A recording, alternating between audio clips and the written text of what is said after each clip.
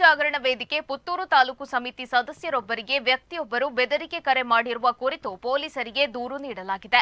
ಹಿಂದೂ ಜಾಗರಣ ವೇದಿಕೆ ತಾಲೂಕು ಸಮಿತಿ ಸದಸ್ಯ ನರಿಮೊಗರು ಗ್ರಾಮದ ಮುಕ್ಕೈ ನಿವಾಸಿ ಸುಭಾಷ್ ರೈ ಅವರು ದೂರುದಾರರಾಗಿದ್ದು, ಅವರಿಗೆ ಮುಂಡೂರು ಗ್ರಾಮದ ಪುತ್ತಿಲ ಪರಿವಾರದ ಧನಂಜಯ ಕಲ್ಲಮ್ಮ ಎಂಬುವರು ಬೆದರಿಕೆ ಕರೆ ಮಾಡಿರುವುದಾಗಿ ದೂರು ನೀಡಲಾಗಿದೆ. ಮೊಬೈಲ್ ನಂಬರ್ಗೆ ಧನಂಜಯ ಅವರು ಬೆದರಿಕೆ ಕರೆ ಮಾಡಿದ್ದಲ್ಲದೆ ಇತರರಿಗೆ ಮೊಬೈಲ್ ನಂಬರ್ ಕೊಟ್ಟು ಬೆದರಿಕೆ ಒಡ್ಡುವಂತೆ ಪ್ರೇರೇಪಿಸಿದ್ದಾರೆ. ಆದ್ದರಿಂದಾಗಿ ಅನೇಕ ಕರೆಗಳು ಬರ್ತಾ ಇವೆ. ಬೆದರಿಕೆ ಕರೆಯಿಂದಾಗಿ ಮುಂದೆ ಆಗಬಹುದಾದ ತೊಂದರೆಯನ್ನ ನಿವಾರಿಸಿ ಸೂಕ್ತ ರಕ್ಷಣೆ ನೀಡುವಂತೆ ಸುಭಾಷ್ ರೈ ಅವರು ಪೊಲೀಸರಿಗೆ ದೂರು ನೀಡಿದ್ದಾರೆ.